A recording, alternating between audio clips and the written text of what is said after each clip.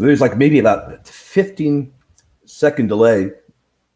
As soon as I have it appear on my end that it is on YouTube, there we go. We are live on YouTube, and here I am with my good friend, Father Deacon Dragani. We're going to be talking about the Virgin Mary, our Mother Mary, in Eastern Christian thought. So before I even begin, Father Deacon, how are you this evening? Oh, I'm doing very well. It's always a joy talking with you, William.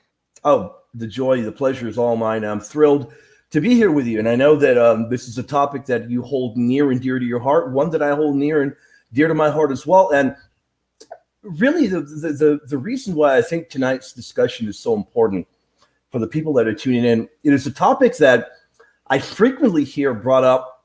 I have got a number of really good friends that are either Eastern Orthodox or Eastern Catholic.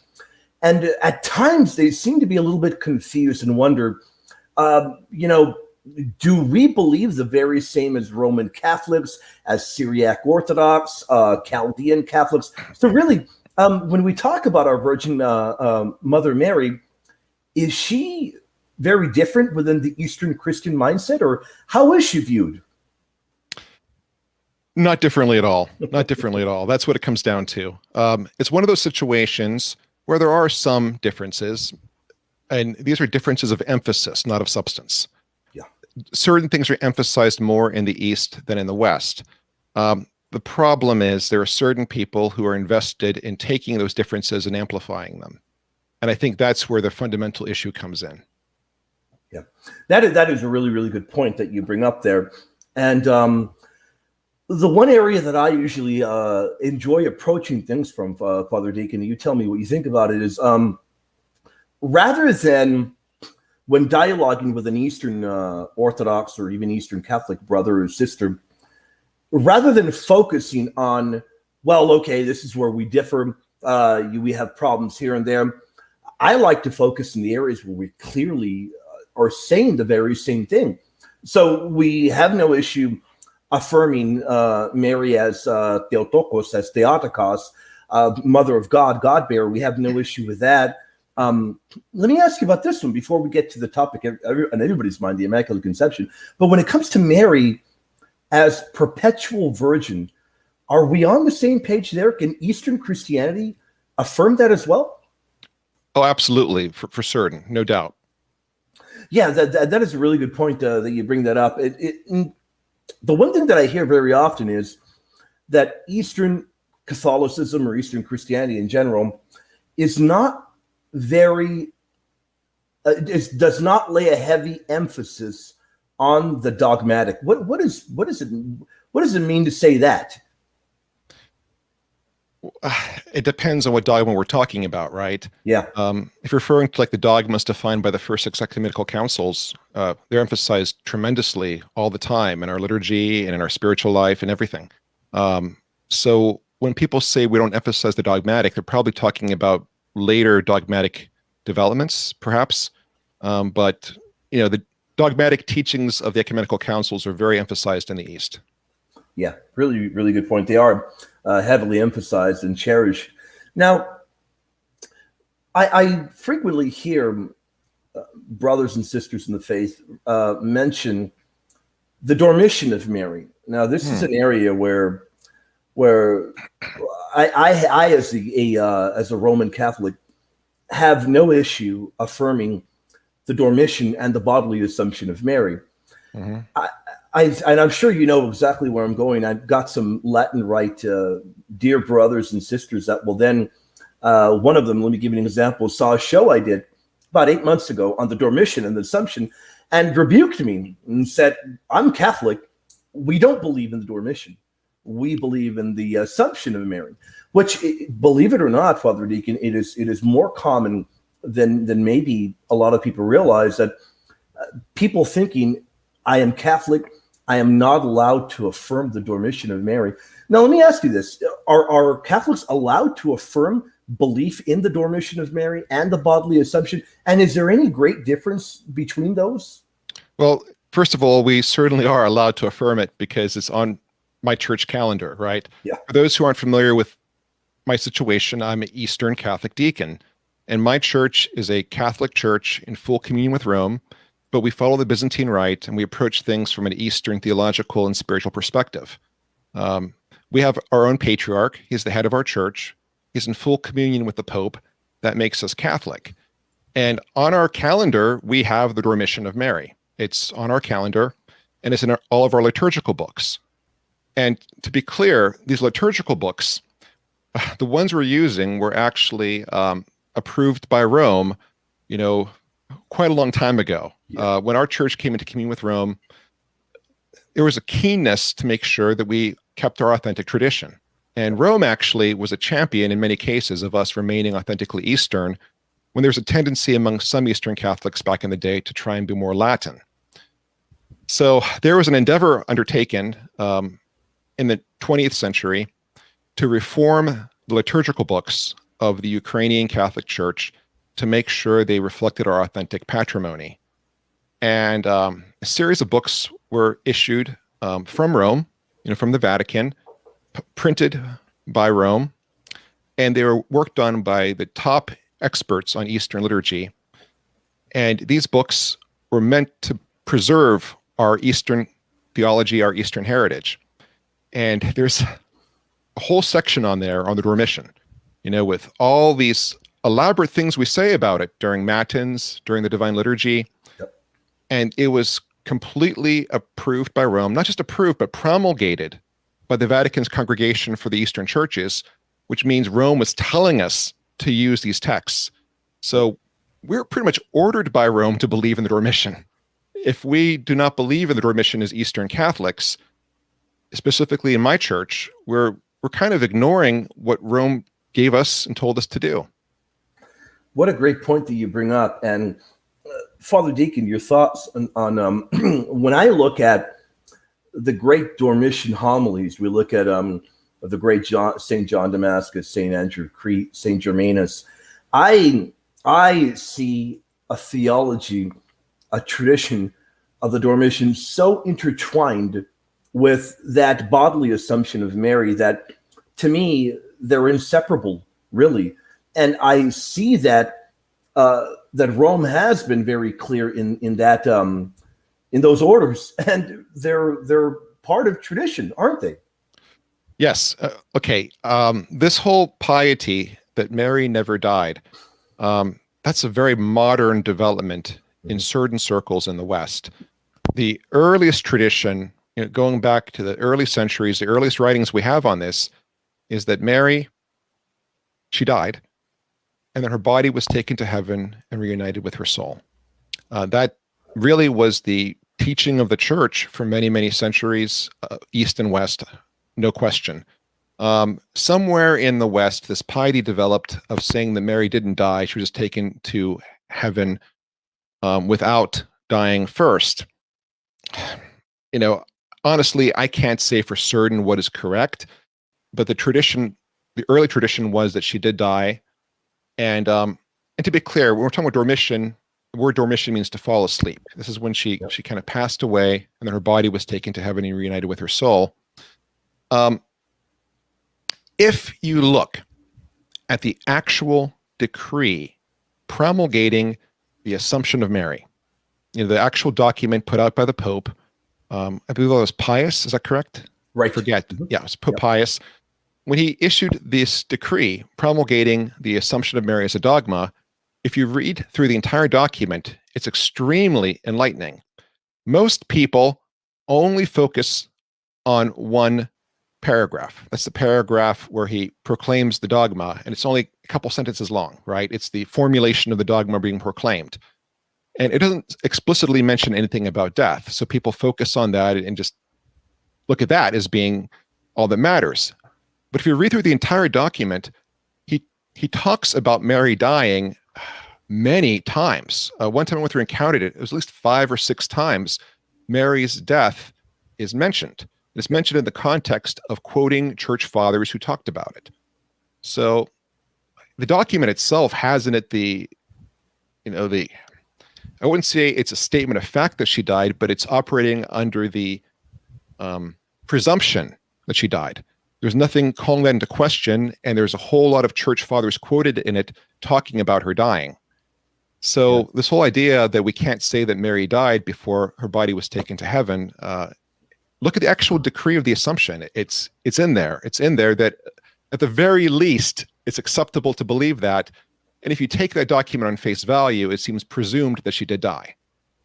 Yeah, you bring up really good points there. I totally agree with all of the points that you've made. And one particular part that you brought up is, and from what I've looked at in my research in the Dormition and the bodily Assumption of Mary, the overwhelming consensus from what I can see, especially at a very early date, is that Mary did die and was then bodily assumed into heaven.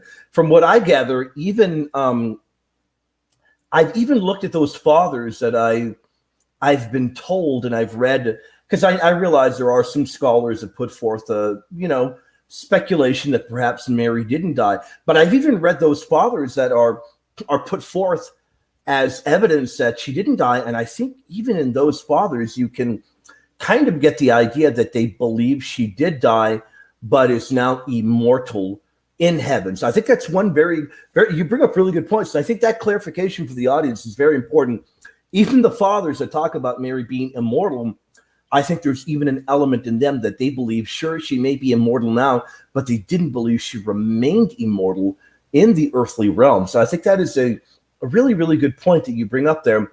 And we certainly, as you know very well, Father Deacon, within the patristics, there is a whole category that we call, as Father Brian Daly calls it, Dormition homilies, kind of like a category, just a Dormition theology.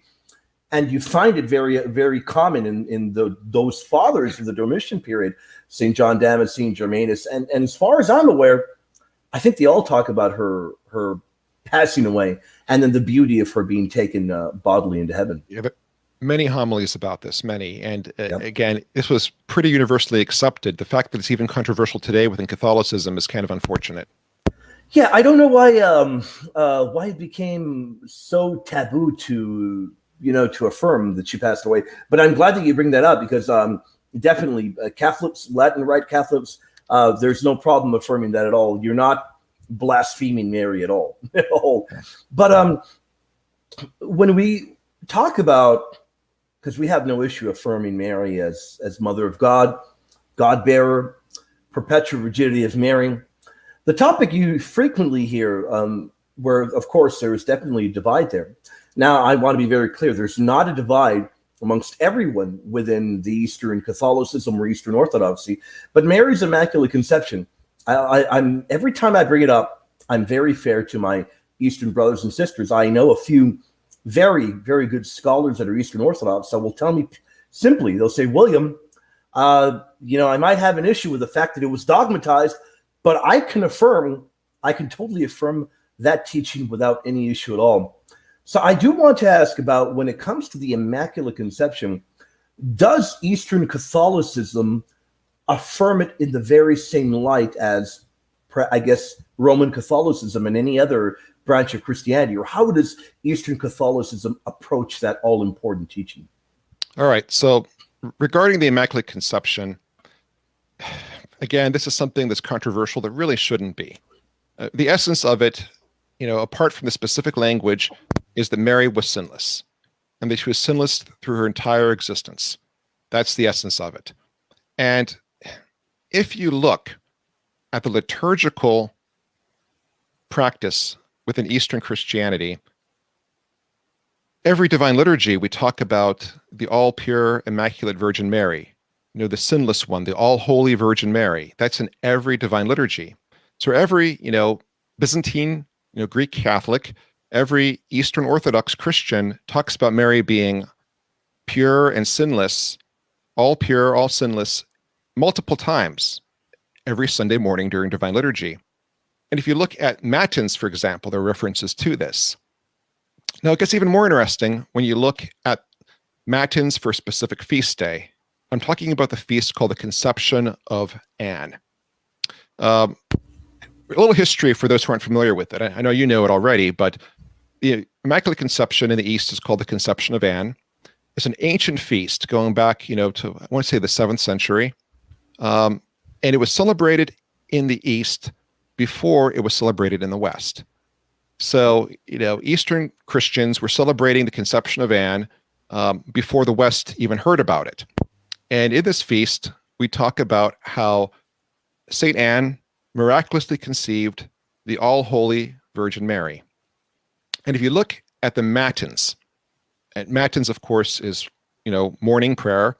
In our Eastern tradition, very often the theology is found in Matins. Matins and Vespers often have more of the theology than, say, the Divine Liturgy. So the theological teachings of that feast day are usually pretty clearly expounded in Matins. And if you look through the actual Matins text for the conception of Anne, multiple times it talks about Anne conceiving the Immaculate One. It says, "Oh, Anne, you conceived the most pure dove." So throughout it, it talks about Anne conceiving the sinless one, the all-holy one, the Immaculate One, the pure dove, multiple times. One can infer from that it's saying that Anne conceived Mary without Mary having sin. She wasn't a sinful person. Now, I've heard people try and argue around that. So, for example, someone could argue, well, let's say the greatest football player alive is Tom Brady. Controversial, right? But let's say the greatest football player alive is Tom Brady. What if somebody wrote a song talking about Tom Brady's mom and saying, "Hey, Tom Brady's mom, you gave birth to the greatest football player that ever lived." Well, he became the greatest football player that ever lived later on in life, but it's not saying he was the greatest football player throughout his entire life. So you could argue that about Mary. Okay, so it says that Anne conceived the all-holy, all-pure one. Maybe it means that she became all whole and all pure later, all holy, all pure later on at the Annunciation, right? But that's really kind of reading around the text, because the text makes it pretty clear that she never sinned, that she was all holy and all pure. And again, it puts it right at her conception. The fact, too, that there's a feast day for Mary's conception is pretty telling. Very few conceptions are celebrated on any church calendar. Right offhand, I can only think of three: the conception of Mary, the conception of Jesus, the Annunciation, and the conception of St. John the Baptist. So the fact that her conception was celebrated says that something special happened at that time. Something really special happened when she was conceived. So when you get down to it, what it's saying is that Mary was all whole and all pure, and she came into existence in this way at her conception, right? There should be no controversy here, but there is. And again, I'll expound more upon it. 1 second here, just a little bit of water. No problem. While you drink that water, I'll add to a really good point that you made, and then you can continue. You brought up how this theology really kind of really comes out in a very clear fashion in the East, and I totally agree. In fact, the one thing that is mind-blowing, and I tip the hat to my dear friend Father Kappas, who's done the masterful research in this field much deeper than I have done, is that when we look at the earliest fathers, you bring up a great point, Father Deacon. You find that multiple early ones, St. Romanos the Melodist, St. John Damascene, Theotechnos, and it can go on and on. They're all from the East. And that tells you something very significant. It does. It does. I mean, Marian devotion really kind of developed in the East more so than in the West. And a lot of the Marian devotion in the West actually came west from the East. A lot of it developed in the East. And people may wonder, why was so much focus given to Mary in the East? Well, both the East and the West were shaped by the controversies they faced. And the East had a number of very specific Christological controversies. And in many cases, when the church says something about Mary, they're saying it to make a point about Christ. So when you're dealing with various Christological heresies, defining and saying things about Mary, giving certain titles to Mary, is really a way of saying things about her son. So that played a big part in it as well. I also want to point out, too, that the idea of Mary being immaculately conceived, however you want to phrase it in Greek or whatever language, was pretty universally accepted in East and West from very, very early on. There were some fathers here and there who may have questioned it. Again, you don't find uniformity in the church fathers. There are some divergences here and there, but the general consensus was that she was immaculately conceived. And what happened was, in the West at a certain point, you had people questioning it. The first people to question Mary's Immaculate Conception were in the Western Church. When that happened, there was a reaction from the East. You actually find a lot of the Eastern writers reacting against those who question the Immaculate Conception. You can find homilies by people like St. Photius, an Eastern Christian saint, one of the great ones, talking about Mary being immaculately conceived. There was a whole situation where Thomas Aquinas, questioned the Immaculate Conception. He didn't really believe it. And again, it wasn't defined at that point. He wasn't in heresy or anything. There's diversity of opinion, right? Up until something is defined. But some of the Eastern writers who were big fans of his, they translated his work into Greek, and they would have little annotations in their translations saying how strongly they disagreed with him on this one point. The East very strongly affirmed this. And in Eastern Europe, you actually had Orthodox brotherhoods of the Immaculate Conception. In Ukraine, there were several of these brotherhoods of Orthodox Christians who united around the idea of Mary being immaculately conceived and made that a centerpiece of their spirituality. Now, what happened was, in the 15th century, perhaps under the influence of some Western writers, some people in Greece began to question the Immaculate Conception and began to put forth a theory that Mary became sinless at the time of her Annunciation, when the angel Gabriel appeared to her and said, "Hail Mary, full of grace." At that moment, she became full of grace. Before that, it was pretty widely understood that when the angel said, "Hail Mary, full of grace," he referred to her whole existence. But some people in Greece in the 15th century began to say that that's when she became full of grace. When that happened, there was a reaction against that in Eastern Europe. The Eastern European Orthodox Christians were adamant that she was full of grace from the beginning. Again, there were some divergent opinions, but that was the general feeling. Later on, as the Greek position gained some more traction, you had people like the Eastern Christian Old Believers, adamantly defending the Immaculate Conception. And that's interesting because the Old Believers, they're known for holding on to the way things were done in the past and resisting the reforms. The fact that they were so adamant about holding on to belief in the Immaculate Conception shows that it was the old belief within the East, within Orthodoxy. But again, on the whole, there was agreement on this in East and West. You didn't see real serious opposition to the Immaculate Conception in the Eastern Orthodox Church until it was defined as a dogma by a Catholic Pope. That's when you begin to see people kind of coming together in opposition to it. And that's just sad. That's sad that for certain people, they'll oppose something simply because a Pope dogmatically defines it. Now, there is reason in the East to have questions about it and to misunderstand it. And one second here, and I'll tell you why. Oh yeah, no problem at all. You've been incredible. No problem. So here's the thing. In the East, it was always accepted that Mary was sinless. Yep. And again, I told you how it was placed from the beginning of her existence. She was always all holy and all sinless.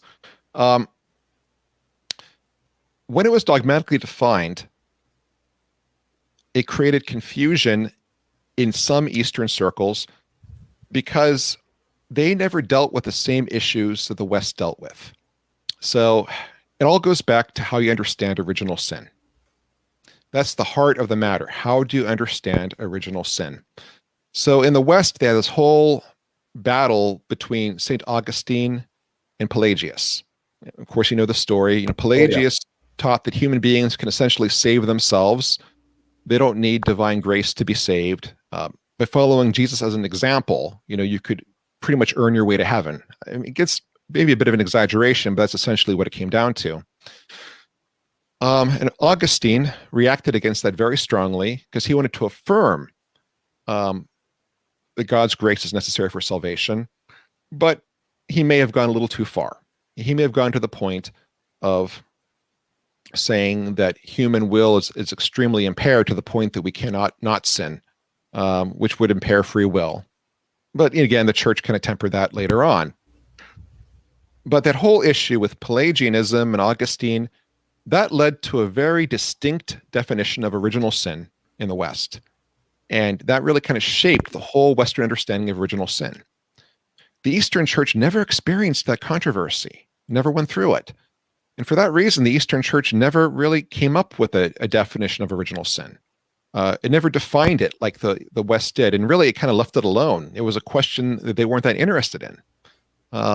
In the East, you find talk of ancestral sin, but the whole, Western struggle over how do we understand original sin, which, by the way, was in many ways at the heart of the Protestant Reformation, was one of the central issues there, never touched the East because we never had controversies that made us engage it. So the West came to understand original sin as being basically that we have a nature that is inclined towards sin, concupiscence. So when you talk about Mary being sinless, and you say that Mary never sinned, she was all holy, from a Western perspective, that would mean then that she never had original sin as the West understands it. That she never was tainted by that because otherwise she would have been sinning, right? I mean, that's how you would come to that in the West. Yeah. In the East, they never really defined original sin, but they often saw it in terms of what they would call ancestral sin. Pretty much the same concept overall, but understood very differently. Ancestral sin is the belief that because of Adam and Eve's fall in the Garden of Eden, because they rejected God through that action, that death entered the world. That before that point, Adam and Eve were immortal. All of creation was immortal. There was no death in the world. And Adam and Eve lived in a state of simplicity, a most childlike simplicity. And because of that childlike simplicity, they were able to be deceived easily. And they went along with the deception. They made a choice. And then death entered the world. And when death entered the world, everything changed. And because death entered the world, human nature changed. It changed because we live in fear of death. Because we fear death, we do things to try and cheat it. And very often the things we do to cheat it are things like, let's hoard some food.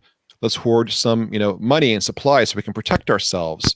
Let's have, sexual relations and produce more offspring, so we can be immortal in a sense through our kids. All of those are things that serve an important purpose, but they can get out of control. They can get out of control. You can hoard too much stuff. You can have too much sex. These become what we call passions, desires that are out of control. And all of that stems from a fear of death.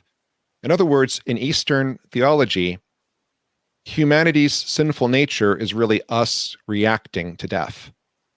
Because we die, we do these things. Because we live in fear of death, we try and cheat it through these things that become sinful passions. And because we know we're going to die, we try and hide from that fear by burying ourselves in distractions. Addictions even are a way of trying to, avoid the effects of death. So in the East, original sin is really understood to be because death entered the world, we're all going to die, and we behave in a sinful way because we are reacting to the fear of death. So getting back to the question of the Immaculate Conception, if an Eastern Christian who's brought up to understand that original sin equals,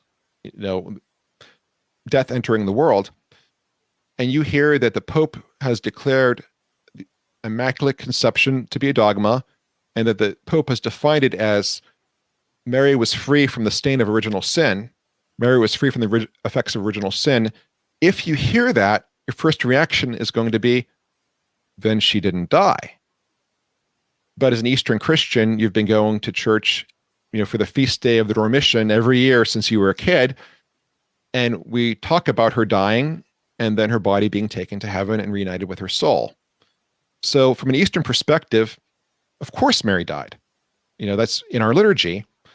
But then you hear the Pope declared that she was free from original sin, and you understand original sin to be death. So you say, well, that can't be right.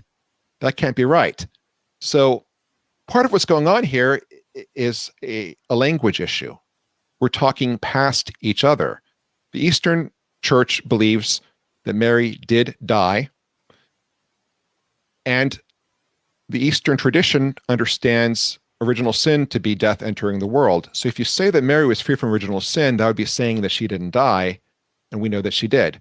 Meanwhile, the West is talking about original sin as being, the inclination to sin. We live in a world that makes it easier to do evil than to do good in some cases. So really, the problem here is two different understandings of original sin. The solution, of course, is to try and understand each other. It is not very hard for an Eastern Christian to hear the Western understanding of original sin and see that this can actually fit. Likewise, the West can hear the Eastern understanding and see how this makes sense. The two views are different, but they complement each other. They're not contradictory at all. If you have a will to reconcile them, they're easily reconciled, if you have a will to reconcile them. But again, and this is another problem, in some segments, not all, but in some segments of Eastern Orthodoxy, there are people who are very invested in defining themselves against the West. Yep. For them, their whole identity is being against the West. So for them, there is no will to reconcile these two viewpoints, even though the two viewpoints are easily reconcilable if you want to reconcile them. What a great point. You're definitely correct. If you want to, there really is no issue at all. I have had people, unfortunately, tell me when I tell them, look, what Catholicism is in essence saying is that Mary was never under the dominion of the devil. I've had people, unfortunately, ignorantly tell me, well, she was under that dominion, just to hold to their, funny enough, they oppose a dogma, but they're almost dogmatic in their opposition to the Immaculate Conception. So I find that to be quite problematic. And as you point out, what a great point, how it was believed from the earliest of times. And we find it, in my opinion, look, you can find Western fathers that allude to it, talk about Mary being created all pure and what have you.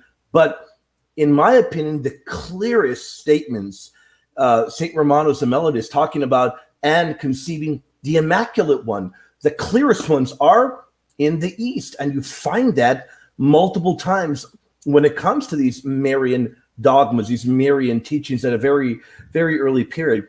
But then I want to kind of ask you a tough question, because when I toss this to a Thomist, I get one answer. When I ask a Scotist, I get a different answer. And either answer can maybe be, they're not problematic with one another. But if Mary did not have original sin, Father Deacon, why did our Immaculate Mother die? Okay, so again, if you're looking at it from a Western perspective, the Western definition of original sin does not necessarily include death. Correct. I mean, that's what it comes down to.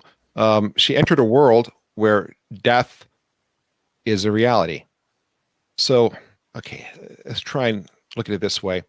So in the Western understanding of original sin, it deals mostly with human nature being corrupted, but the Western definition of original sin doesn't necessarily include death in a clear and distinct way as being part of it. So you can talk about someone being free from original sin without saying they're free from death. So in the Western understanding, death was part of the world that Mary entered. And the Eastern understanding of original sin is emphasizing death as being the main thing. So in the Eastern understanding, you can't have original sin without having death. Yeah, that is a really, really good point. And I think that when we clearly make those distinctions, I think we realize at times we do seem to be talking past one another, but I think that we can really come to an understanding in this particular issue.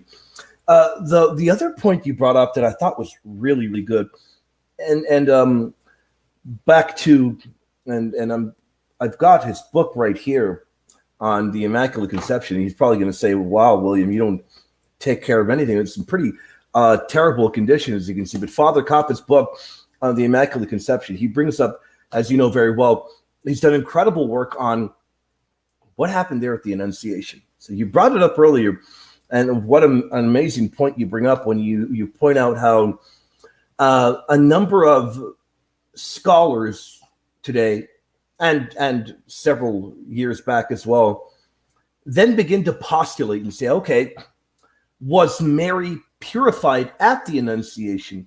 Was that the moment when she was cleansed? And if there are fathers that talk about a purification, what does that mean? Now, I know we've done many shows on Procatharthesis, so we're not going to go into that, but I do want to kind of get your thoughts on this, Father Deacon. When you read the text of Luke 1 and the angel's greeting to Mary, in my opinion, and I know I've got my Catholic lenses on, so, but I haven't always had them on. I'm a convert from Reformed Protestantism, so that tells you a lot. When I look at Luke 1, to me, I look at the Greek there, and it seems very clear to me that even before the angel has appeared to Mary, she is in possession of this fullness of grace. And if we come to that conclusion when we look and we break down the Greek, can we logically conclude then that there was no cleansing of or from sin at the Annunciation if she was already full of grace before the angel even appeared to her? What are your thoughts on that, of what is occurring there at the Annunciation? I'm certain it was not a cleansing of anything. There was no cleansing going on there. Yeah. The Annunciation really was her being given a choice. You know, she was told that she was chosen for this task. She could have said no. And frankly, she would have been justified in saying no because of how dangerous it was. You know, as we know, she could have been stoned to death for adultery if Joseph did not claim the child as his. So the Annunciation was her being given a choice, and her saying yes, and then experiencing, you know, the indwelling of God in a special way to the point that she conceived the Son of God. But it definitely was not a cleansing. And the greeting given to her it's acknowledging who she is. It's acknowledging who she is and who she has been. It's not making her that person. It's acknowledging who she already is. Yeah, really, really good point there. Now, we've been having a lot of incredible discussions. I noticed people in the chat are really enjoying it. When it comes to early church fathers, one thing that I've noticed, and I've been digging into the Immaculate Conception for a long time now, the one thing that I have noticed, you brought up a great point. You can, and we have to be honest with the audience, you can find, in my estimation, exceptions. I think one exception in terms of Mary's all immaculate nature, and again, if somebody thinks differently, they can come to me and tell me, is John Chrysostom, St. John Chrysostom. I have a lot of trouble extrapolating a teaching of an all immaculate Mary from him. But then, even if we give that point up, we look at other fathers like St. Basil, St. Hilary of Poitiers, St. Fulgentius of Rusby, and I can go on. And they have a very a different perspective on Mary. Not that they ever claimed that Mary sinned, not that they ever claimed Mary was part of had a fallen nature, but they indicate something very interesting. They will indicate, like Basil, that Mary underwent suffering, that Mary underwent, pain there at the cross with her son. And there's some fathers as well that, like Fulgentius, so we'll talk about Mary having a flesh of sin, but then indicating that Mary was born all immaculate, which you can extrapolate from Fulgentius. So you have then the theological school of Duns Scotus, as you know very well, and others that say, well, the debitum peccati, or Mary having these are real aspects that even if some fathers say this, that is still compatible with Mary having an all immaculate nature. Your thoughts on that. Is it okay if we have a father like Basil saying, hey, Mary suffered these things? For me, Father Deacon, I will tell you what I think. I think Mary was a human being. Why would she not suffer anguish and pain at the sight of her son dying such a horrific death? I don't think that would then disqualify her from having an all immaculate nature. But I'd love to hear your thoughts. Oh, yeah, you're completely right on that. So, pulling again from the Eastern Fathers, such as Saint Maximus the Confessor, they talk about human beings being made in the image and likeness of God. And the image of God is identified with the free will. God is a being with free will, and he wants us to love him freely. Our free will is the image of God. And the likeness of God is our potential to become like God. Theosis, deification, divinization. Human beings can become God-like beings through God's grace. So the likeness is our ability to become like God. So that's, fundamental to who we are, the image and likeness of God. But it also says that when Adam and Eve were expelled from the garden, that God clothed them in the flesh of animals. He clothed them in the skin of animals, right? The garments of animal skin. Many of the church fathers in the East, such as Saint Maximus the Confessor and others, I believe, talked about that being the emotions, the drives, the needs of animals. We became animal-like. That's just human nature. And experiencing things like fear, pain, anguish, that's part of our animal nature. Animals experience those things too. Before that happened, Adam and Eve lived in a state of blissful simplicity. Once they were expelled from the garden, once they were clothed in that, they experienced drives they never felt before. And Mary, as a human being, would have experienced those same drives. That doesn't mean that she wasn't immaculate or all holy. It just means that she was also clothed in the same garments of skin as Jesus and as every other human being. That is what a great point you make there, and I really it reminds me of a dialogue I was having a few years back with a Protestant, and he began quoting these early fathers, and then asked me what I thought about it, and I replied very simply by saying, "We can affirm that Mary was a human being. Mary wasn't divine; she was a human being, so there is no problem affirming all of those things." Now, when it comes to, because we're talking about Mary and Eastern Christianity, and it would not be fair to not bring up two very significant figures in the Eastern realm, and one of them being Gregory of Palamas. Now, he comes up very often when we talk about Mary and Eastern Christianity, Eastern Catholicism, or Eastern Orthodoxy. Now, when I look at Gregory of Palamas, I look at a figure that had an incredibly elevated Mariology, and very for good reason, as those that preceded him did as well. Now, when we look at Gregory of Palamas, I know a lot of people would very strongly affirm Saint Gregory of Palamas. Do we get a theology from Gregory that is compatible with what Catholicism says about Mary? 100%, absolutely. Yeah, his writings on this topic, his homily on this topic, lines up with everything that Catholicism believes. There's nothing in it even slightly contradictory. Yeah, I totally agree with you. In fact, I've read almost everything that I can find to the contrary. It has been less than, to be nice, less than compelling. It's been pretty bad. I've looked at Gregory. I remember when I was looking at Gregory Palamas in the Greek, and I was saying, "Wow, this guy really loved Mary, and this guy had such a beautiful devotion towards our Immaculate Mother. How incredible, really!" And I think he's an incredible model when it comes to really having a great devotion and love for Mary. He has such magnificent things to say about Mary. That other figure who funny enough, a lot of people within Eastern Christianity, Catholicism, Orthodoxy, whatever flavor you want to put down there, have not really read a whole lot of either Gregory Palamas or Mark of Ephesus. Now, he's a figure that comes up very often when we dialogue and talk about Eastern Christianity.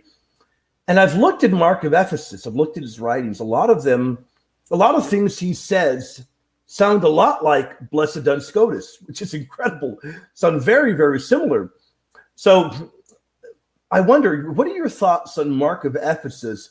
And from what I've read, his theology on Mary is very, very similar to what Catholicism says. And he would have known of the differences, of the controversies of his day on these particular issues. What are your thoughts on the Mariology of Mark of Ephesus? Like you said, it's very similar to Duns Scotus. That's one of the interesting things. If you actually read Mark of Ephesus, he sounds very Catholic in most respects. It's interesting because he's held up as being this pillar of opposition to Catholicism, and he's often glorified as such. But if you read his writings, he doesn't sound that different than the Western Catholics of his time. Not even closely. His main concerns were with the terms of the reunion, and he saw it as a sellout in some ways. But his theology was a lot closer to Catholicism than it is to some fanatical strains of Orthodoxy today. But again, these people don't read Mark of Ephesus. They don't read Gregory Palamas. What are they reading? They're reading John Romanati's, right? Yeah, they are. That is their catechism. That is their source for everything, which is really astonishing, where you've got people that convert to Eastern Catholicism or Eastern Orthodoxy, and they're not reading Mark of Ephesus. They're not reading Gregory Palamas.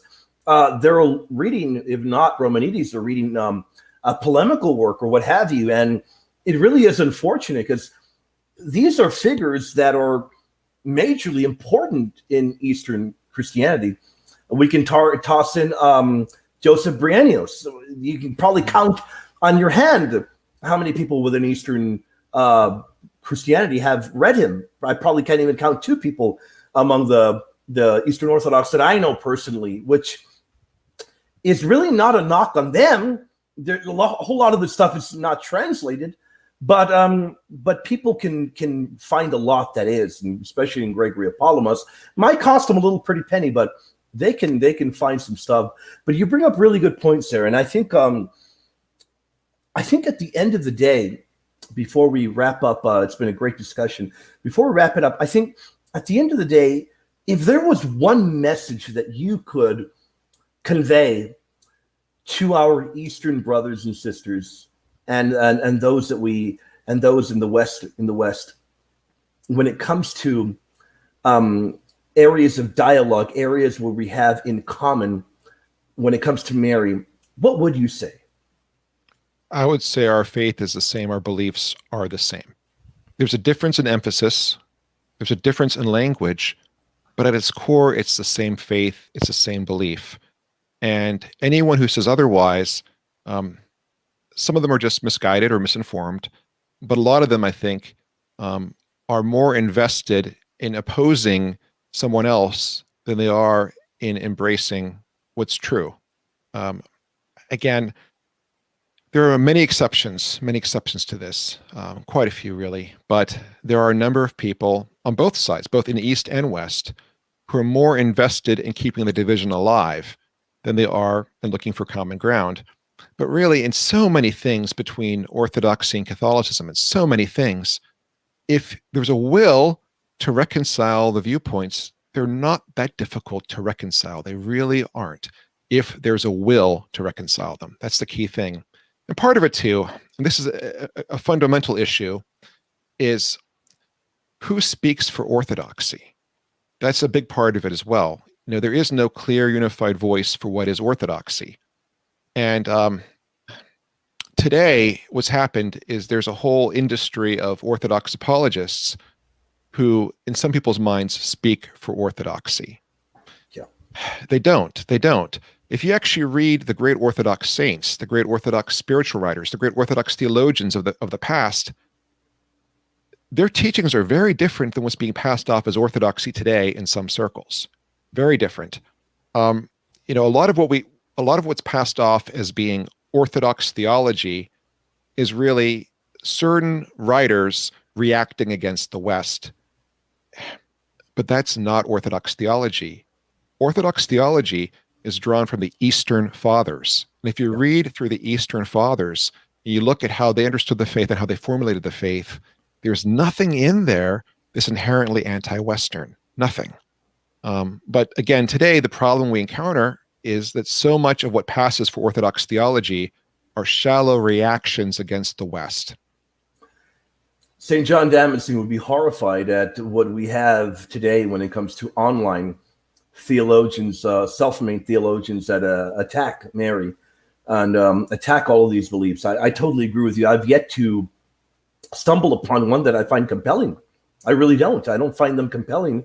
And then I talk to friends of mine that are scholars in the field, and they're Orthodox, and they are part of a whole other world. They don't even realize that other world exists, and that really tells you a lot. And when they become aware of that world, they are very clear in saying, hey, these people don't speak for Orthodoxy. That is a very, very important point. That's a huge point. And you're right. I have many friends who are Orthodox scholars, and frankly, the ones I know well are very interested in commonalities between us. They're not interested in exaggerating differences.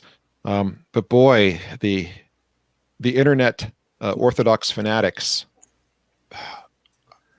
the way they behave sometimes, I don't see how they could even call themselves Christians. And again, you find Catholic fanatics who are just as bad. Sure. I've encountered more of them than I can count, actually. Catholic fanatics who are filled with hatred and vengeance against anyone who's not Catholic. But that's not Christianity. Being a Christian is being a follower of Jesus Christ. And if your whole identity is about tearing down somebody else, is that really following in the path of Christ? You have to ask yourself, where is Jesus in this? And some of these Orthodox fanatical enclaves, they're disturbing. They're disturbing to me, and they're disturbing to my Orthodox friends. I have many, many wonderful Orthodox friends, and when they see this stuff online, they're horrified. They're disgusted by it. And they're even more frightened because it's becoming more and more mainstream within some parts of Orthodoxy. The vile hatred we see on the internet is becoming more and more of a fixture in Orthodox parishes in North America than it ever was before. I've friends who've gone to Orthodox parishes where 15 years ago they go to an Orthodox church to worship and be welcomed as a brother. They're walking in there now and being practically called heretics and driven out of there. That's happening now, and that's disturbing to a lot of Orthodox people. No, it is very, very disturbing, and I totally agree with you. When I first began doing apologetics, when I first became Catholic, the amount of hatred that you find today was not present.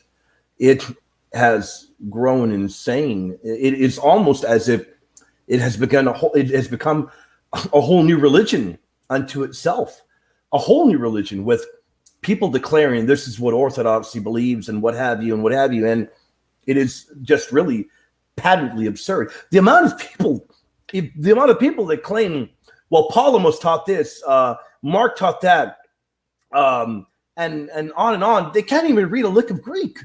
They probably couldn't even read it if they Googled it online. And that tells you the level of the apologetic realm that we're dealing with online, which is unfortunate. It is. And again, for many of these people, to understand where they're coming from, a lot of these people are converts. And if they're not converts, they grew up in the West, and they've seen the decay that has infected Western society. Let's face it, our Western civilization is in bad shape right now. I mean, you're in bad shape when you can't call a man or a woman without going to jail in some places, right? Yep. You know what I'm talking about. Oh, yeah. It's out of control. So It's not too hard to see that and be disgusted with what's happened to Western society. But then these people make a leap and determine that Western Christianity is a part of that problem. And when they become Orthodox, for them, it's a rejection of everything vile they see in the West, and they lump in all forms of Western Christianity, whether Catholic or Protestant, in with what they see as the decay of the West. So for them, so much of their identity is about being anti-Western. Yeah. That's why some of these people take on, exotic names. They dress in exotic ways. Yep. And again, I'm sitting here, wearing traditional Eastern outfit. But that's Traditional, though. Yeah, it's traditional. But some of these people, are lay persons, and they're sitting there, with a beard down to their knees, and Yep. a 1,000-knot Chotki in their hands, and with a name that I can't even pronounce. Yep. And they were born in Alabama. And yeah, I know that. Yeah. And if you look at the whole package there, some Orthodox people I know call those people LARPers, live action role playing. Oh yeah. And these are Orthodox people who are ecumenically minded. They see these individuals as being LARPers, because the whole package they're adopting isn't just a religion; it's an anti-Western reaction. It's almost like a what would be the term for it? It's almost like a counterculture. It's an anti-Western counterculture. They're becoming countercultural against the West. And that takes on such a strong purpose that it affects every aspect of their theology. So their theology is primarily anti-Western because they're rejecting all of the West, the names, the culture, our movies, everything. And that's often what happens. One of the saddest stories I read, I came across this a couple years ago. It was about a fellow who was, raised in the Protestant tradition, who discovered Orthodoxy. And he became a very devout Orthodox, but he got more and more and more extreme. And eventually he somehow was ordained as a deacon. And then he was later on ordained as an Orthodox priest. Interestingly enough, before his ordination, there was petitions to the bishop begging the bishop not to ordain him from Orthodox people who felt he was fanatical. But somehow he was still ordained as a priest. And he got married, had a bunch. Well, he was married, of course, before his ordination, but he was married. He had a bunch of kids. He decided that he can no longer live in our corrupt West. So he wrote an article talking about his journey, how he and his family have picked up and moved to a truly holy Christian country, Russia. He moved his entire family to Russia, and he's writing this article saying how in Russia he's found a truly Christian civilization and how wonderful it is and how we in the West are so screwed. And I'm reading this thinking, this is the Russia where even today abortion is still commonly used as birth control. Yep. This is the Russia of a certain dictator who's known for invading neighbors. Mm-hmm. That's a truly Christian country. This fellow was so blinded by his anti-Western vitriol that he couldn't realize, he didn't even see that he went from the frying pan into the fire. Yeah, directly into the fire. Went directly into the fire. But that anger, that hatred, to be quite fair, we can find that in sedevacantism as well. Oh my gosh, yes. Almost mirror images of one another. I got to tell you this.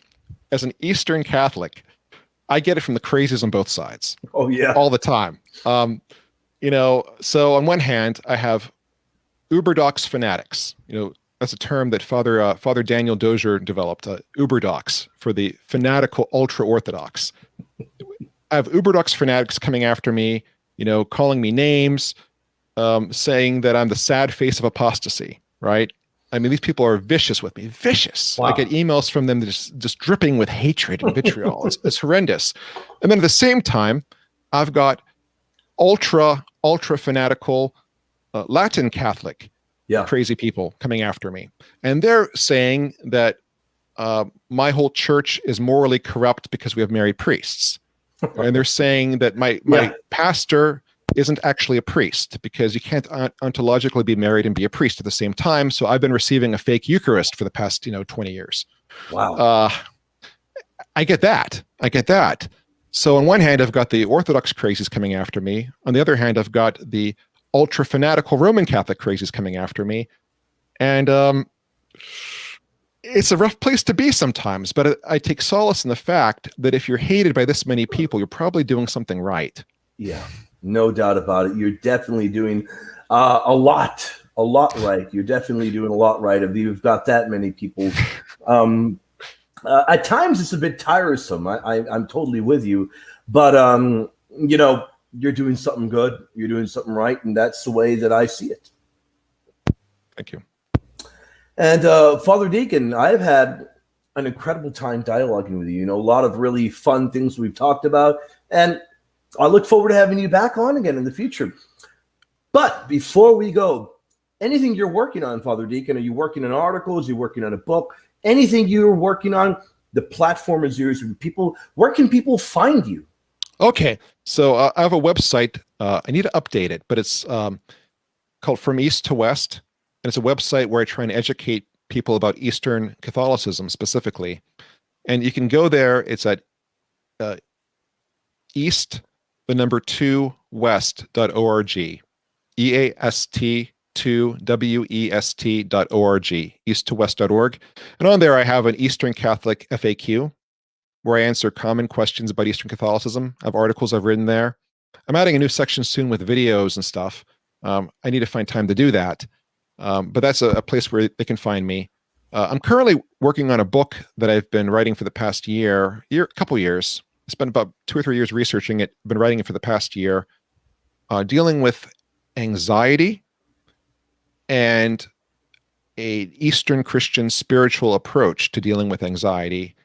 And I've been working on that. And that's a little different than what I usually write. It's not as theological. It's more from the heart. There aren't going to be a lot of footnotes in it or anything.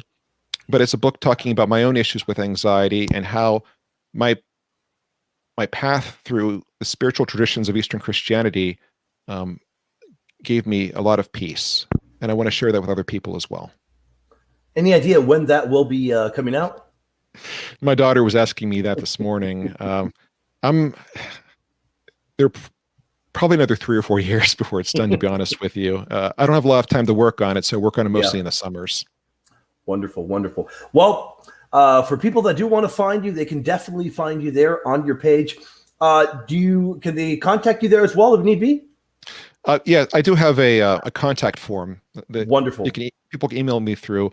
I had to put a disclaimer in there recently that I'm not able to respond to everything. Yeah. Because I was getting a lot of questions.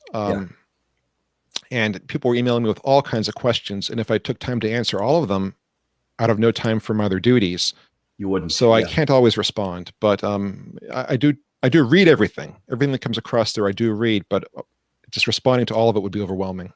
It would be impossible. I know exactly what you mean. And nothing against the people that are sending the messages, just with your pastoral work, with working on the book and having a family, it really is not possible. Yeah, 2 parishes, 2 kids, wow. A full-time job, as a professor, it's a lot. So, Father Deacon, would you be so gracious as to pray for us to close the session? Certainly. In the name of the Father, and of the Son, and of the Holy Spirit. Dear God, we thank you for this time to talk about faith and to learn about you. We ask, dear God, that you touch our hearts, that you lead us into a deeper relationship with you, and that we look for you and your Son Christ in all things, that our hearts are driven towards unity based upon truth, and that we avoid falling into the pitfalls of deception, lies, and hatred. We ask this through the intercession of Our Lady, and in the name of your Son, Jesus Christ, who is God, together with you, Father, Son, and Holy Spirit, now and forever and ever. Amen. Father Deacon, thank you very much. Look forward to having you on again, and you take care and have a wonderful evening. I would love to come back. Thank you so much. Thank you.